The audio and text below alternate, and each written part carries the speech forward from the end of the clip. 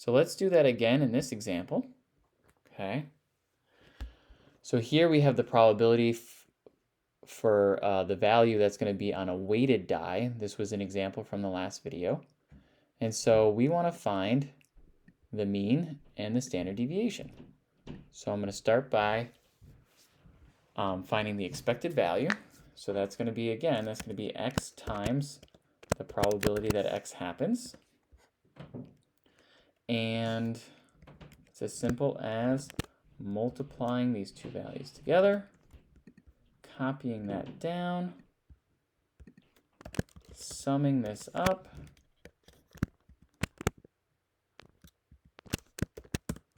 and that gives me my expected value.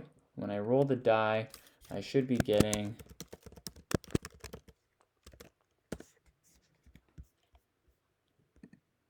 about 2.5. The 1, normally you would think it'd be 3.5, but because 1 is going to come up half of the time, the value that I expect to get is around 2.5. Okay, so now let's find the standard deviation.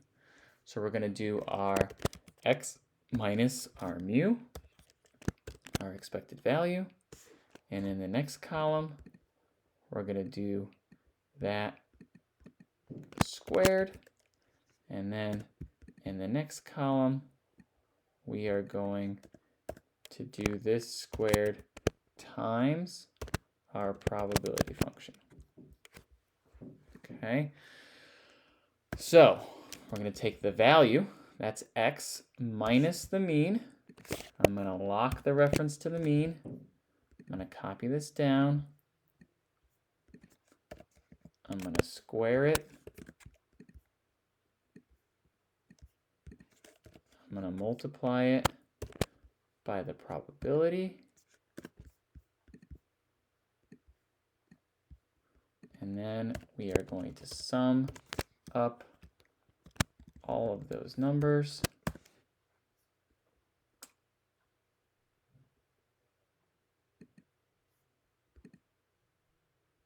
Okay. Must have done something wrong here.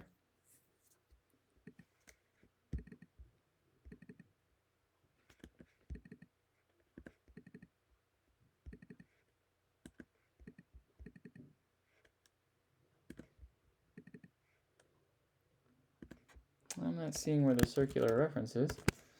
I must have accidentally also selected the cell that I was in. There we go. So there's my variance. And so to find the standard deviation, we are going to take the variance. We're going to take the square root of the variance. We could also raise the variance to the 1/2 power, and we'll get the same result. All right, now let's take a look at this distribution because I'm interested to see if the empirical rule would work well here. I thought it would work well here because this looks pretty normal. It looks nice and symmetric. But let's graph this one. Again, we need to do the scatter plot and then change it to a column graph. And this is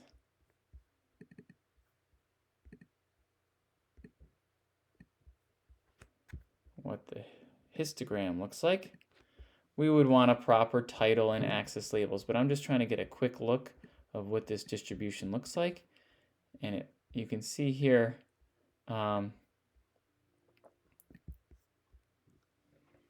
this looks very skewed right, but otherwise uniform. And so probably Chevyshev's rule is the only one that would apply to this data if I were asked questions about it. All right. We're going to do one more problem, and then in the next video we'll do this one, which is a little bit more involved. So again, we want to find the mean and the standard deviation. I recommend you pause and try to work through this on your own, and then you can unpause and watch me work through it. So go ahead and pause. All right, here I go. Again, I'm going to work through this quickly, hopefully without making any mistakes. So we're going to do the value times our probability, because first we have to find the mean.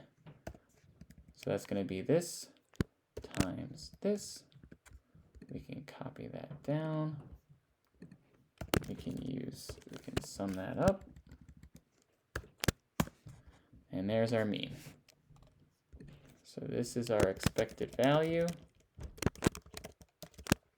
which is mu.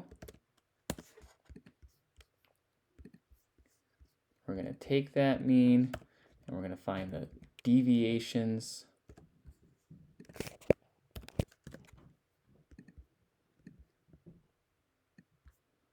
I'm going to square those deviations,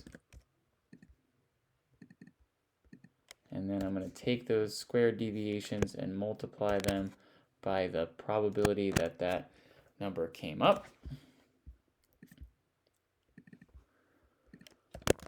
We sum those numbers to get the variance. This is the variance. And then we have the standard deviation as the square root of the variance. Oop. All right. Again, we could look at the probability distribution to decide whether or not we thought it was appropriate to use Chebyshev's rule or to use the empirical rule. But we're going to look at that in more detail in the next video.